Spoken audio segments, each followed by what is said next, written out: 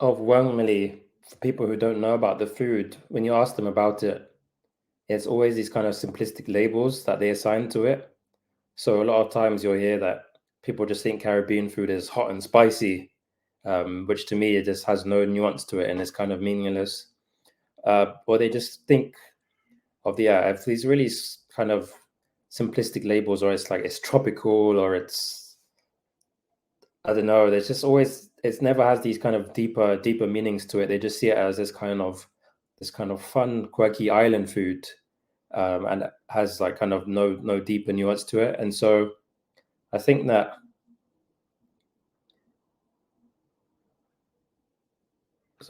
I think that a lot of these changes only ever come from within.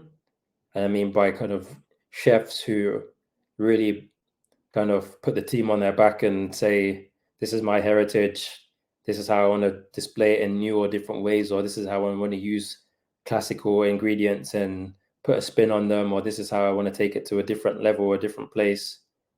I rarely think that these top 50 world restaurant list people or star people, whatever, just they will never just wake up and be like, oh, you know what, actually, I think we missed something here. There's amazing food going on. And I think that's, I mean, I'm biased, so I think that's built off a legacy of the kind of diminishing of sophistication that was assigned to the Black world kind of through centuries of colonialism. Right.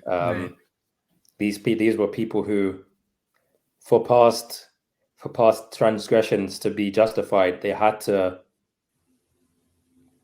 trick everyone else, but also themselves, into thinking that these were unsophisticated, uncultured people who were uneducated and could never kind of come up with these kind of advanced innovations themselves.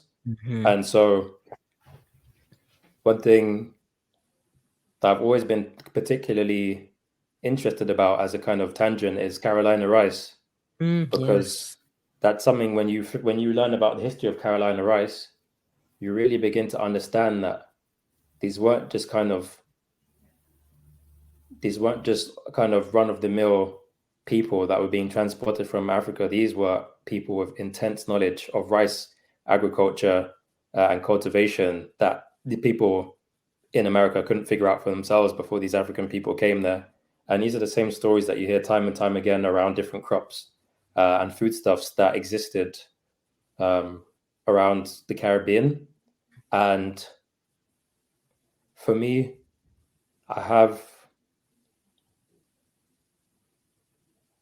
it's tricky to navigate all these different food spaces because I have a love for so many different cultured foods, but I always have this feeling of, if this food is so highly regarded, how comes the food where I'm from kind of doesn't get that same shine? Like I remember watching a film called Jiro Dreams of Sushi, and it's like a really beautiful film about a father and son who run this like Michelin-starred sushi restaurant in Tokyo somewhere.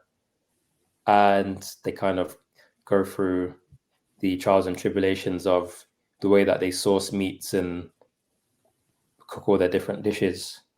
And they obviously do it at a high level, but I remember thinking that like this isn't that much different from the kind of mother and daughter chop houses I've seen in Ghana, where the people are kind of growing their own yams. They're pounding their own yams in these kind of Goliath pestle and mortars every day. The skill that it takes to pound these yams without injuring themselves, the strength that it takes to lift these huge wooden blocks. And again, the same in Caribbean in terms of people's knowledge of the oceans and the seas and the tides and when they need to go out to catch fish and what they're looking for. Right. And in the way they're able to just transform the most basic of ingredients into these like incredible meals. And so when you get out of that framework of thinking that these different institutions represent the higher echelons of food, it's it can be a good like mental unlock, but the unfortunate truth is that millions of people do regard these labels as meaningful, and so a lot of people have to work to help deconstruct that. Right. So do you think definitely the media plays a role in how these meaningless labels come up that are not in depth, they're not full of character. And so therefore we're seeing those that are the keepers of the cuisine, tell their stories instead of letting anyone else tell those. And so I want to know, in your own words, through your research, how would you describe Caribbean cuisine, Afro-Caribbean cuisine? How would you describe it versus hot and spicy? Well, what I would say is I always tend to tell people, so I don't really split it out into those different cultures at the beginning. I always say that no matter where you're from in the world, if you're from India, China, West Africa, East Africa, Eastern Europe, Western Europe, no matter where you're from in the world, you're going to see something of yourself in Caribbean food. So you're either going to see something that's literally directly related to food of where you're from, or you're going to see some kind of technique or food stuff that's similar to where you're from. And I think that helps reframe it and help people understand that, okay, well then, if the food that where I'm from is seen in such a regard, then this food should also be seen in that same regard because it's literally been influenced or inspired by the foods of like where I'm from, and I can relate to it. And I think once you have that relatability, that's when you can kind of take that next step in that kind of ladder or elevation.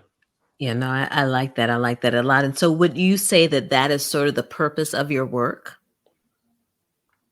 In a way, in a way, a lot of it is also history based in terms of we have these labels.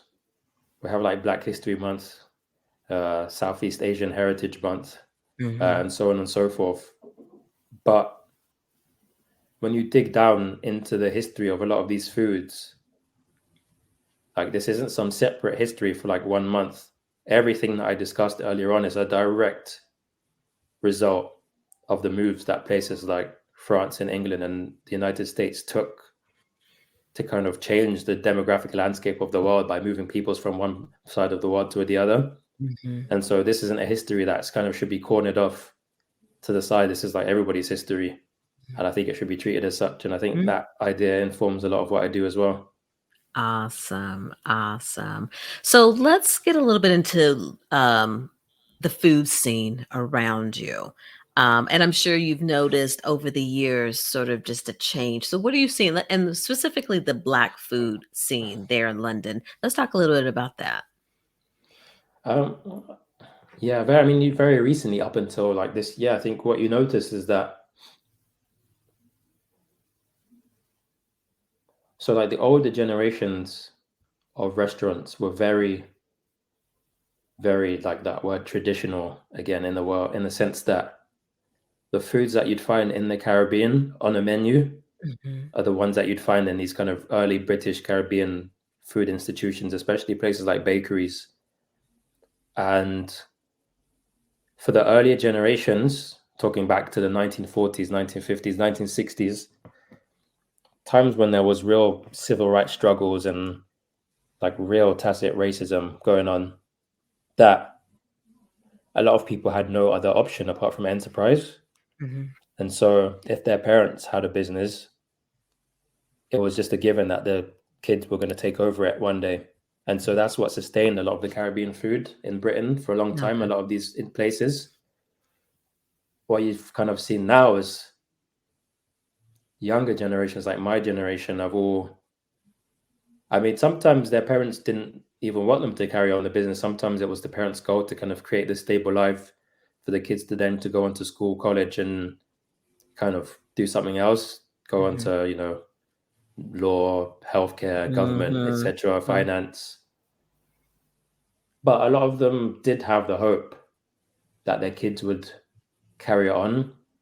And what you've seen now, especially because of gentrification, rising property prices, is that when a lot of these people took over the businesses, they actually just sold them, or they sold the land that was on, and the businesses hasn't continued on. And so what you've seen is parallel to seeing these places die out, you have like another subset of people who they didn't grow up with anyone doing this, but they have a deep kind of passion for it. But that passion intersects with presenting it in a sort of modern light, in a way that's more recognizable to a kind of modern London British food scene. And so as a result of that, you're seeing on these menus things that you would never have seen when you go to the kind of old school Caribbean restaurants. You're seeing like fusion foods, just foods presented in different ways, just experiments and so on. And I think, yeah, that's kind of where we are now. There's this kind of different parallel strands. Awesome. And then entrepreneurship is just, booming. So seeing, to your point, seeing a lot of that, even the new generation innovating things, taking what their parents did to the next level. So that's a lovely thing to do. Don't necessarily have to name any spots if you don't want to, but for someone coming to the London area, what are some areas that we need to make sure that we hit up for some amazing food? I mean, I can name names. Okay, it's up to you. We'll take them. I mean, there are different like hubs of Caribbean communities. Okay. So you've got places like Dalston, you've got places like Brixton in South London, Peckham in South London. But do note that these places have all drastically changed from like even 10 years ago. Okay. So if anyone's familiar with the kind of changes that have been happening in a place like Brooklyn, then you can completely understand. You can mirror the same story in the places I just mentioned. But yeah, through all of that, a lot of these places are so important to the Caribbean community that they're able to sustain. So in a place like Clapham and Brixton, you've got like Roti Jupa, which is a Trinidad spot. So they do roti. Okay. So if you want Indo-Caribbean food, you can find that there. And then you have True Flavors on a road called Acre Lane. Acre Lane is the long road that leads from Clapham to Brixton. Okay. And that's like in the summertime, that's like it's like a Caribbean hub to me. Like I'm always based in North London. I grew up in Northeast London. Okay. But sometimes I'll go down there because it's one of the last places that you can just, catch a vibe, what we call it. Like you don't go there with any particular motive. Okay. But you know that there are going to be people playing cards on the street and listening to music and just hanging out. And you can tell it's something that is on its way out. And it's kind of interesting for me to hang out with those people there and then see the interactions or like non-interactions with the people who are new to the area and how they kind of navigate through these crowds and they don't make eye contact and they don't say hello and they kind of just live a parallel universe life. But at the heart of that, it's True Flavors, which is, it's like a really important community spot in terms of just what it means on that road. And also the food is just incredible Jamaican food. Okay. And then also on Acre Lane, you have Eat of Eden, which is a vegan place. And that's a new-ish trend in terms of London. Okay. But as people who are from the Caribbean might know that like shades of vegetarianism and veganism are like absolutely nothing new. There are things that have been existing for centuries now, especially with like the Rastafari, Aita food, and also the Indo-Caribbean, like Hindu food. A lot of that is based in vegetarianism and veganism.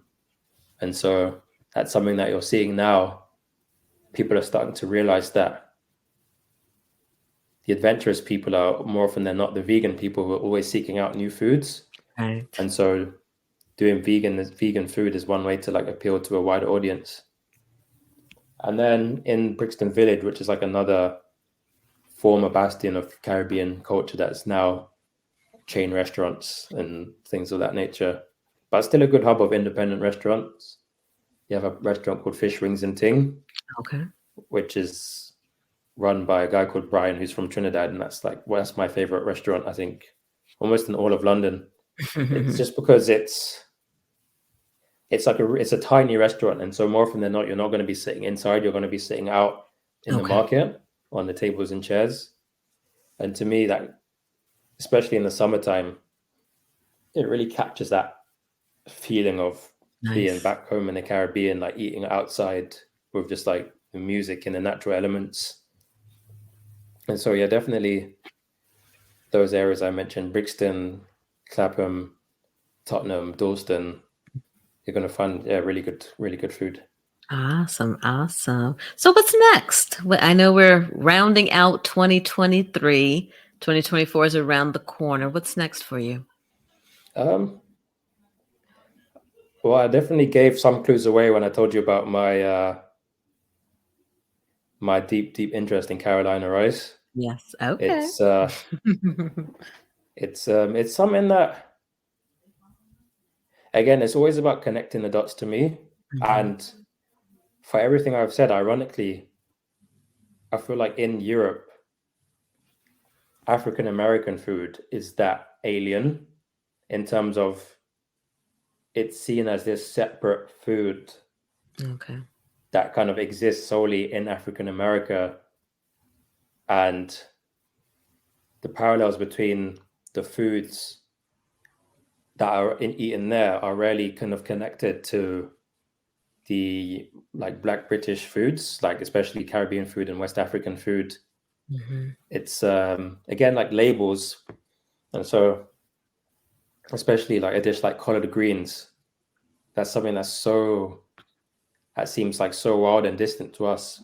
Mhm. But then if you just tell a West African person it's just like dasheen bush, and Mm. then it's just like, oh, that makes so much sense. We eat it the Mhm. same, we cook it the same, we cook it down the same way.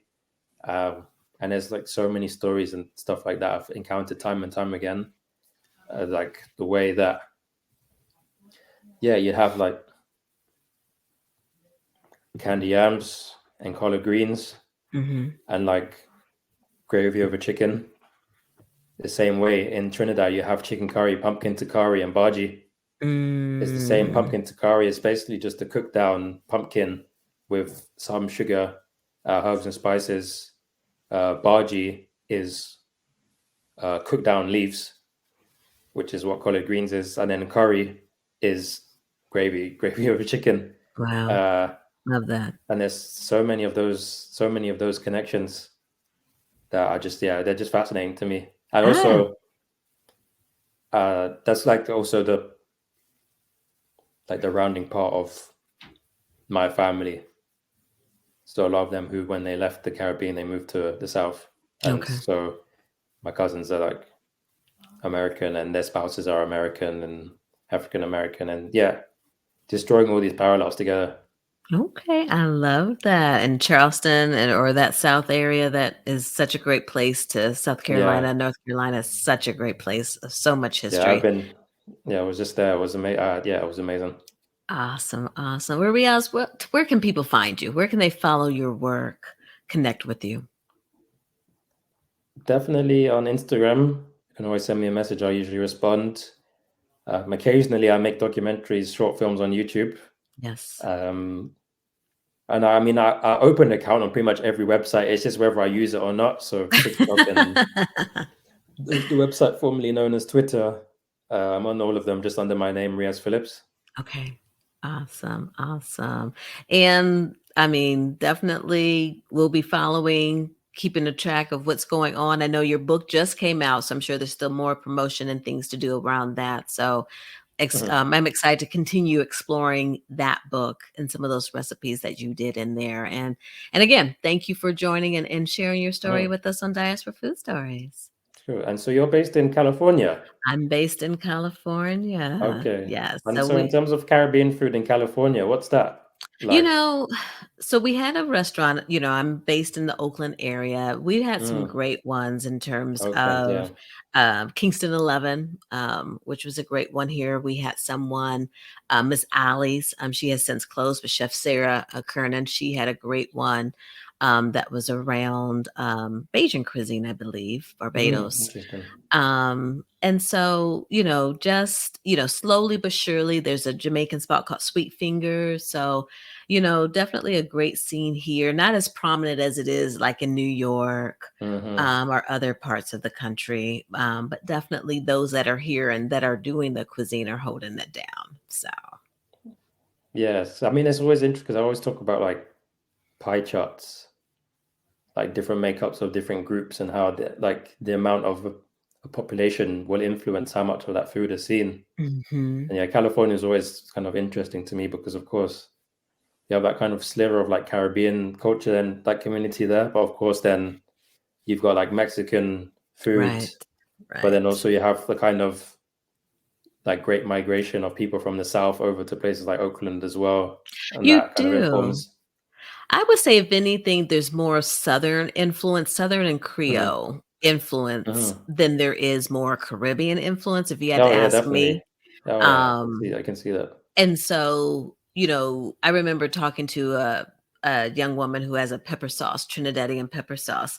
And, just like you said, just people not being familiar with it, taking the time to be familiar with it, all of that stuff, right? And so this was like an entry point. But I remember she said that someone was asking her about where Trinidad was, and they mentioned Jamaica. And it's like, Yeah, it's the same wow. story. Yeah, Wow, I mean, and really? for us, it's if you tell someone you're from Guyana, they think Hmm. you're talking about Ghana. That's the Yeah. first thing that everyone thinks, Ghana in Africa, Right. and it's like no, Guyana. Right. And it's even, oh, I don't know if the word is frustrating, but as mentioned, especially because this is an ex-British colony and we live in Britain, it's incredible that the awareness around it is so low. But yeah, But that's what food helps. absolutely.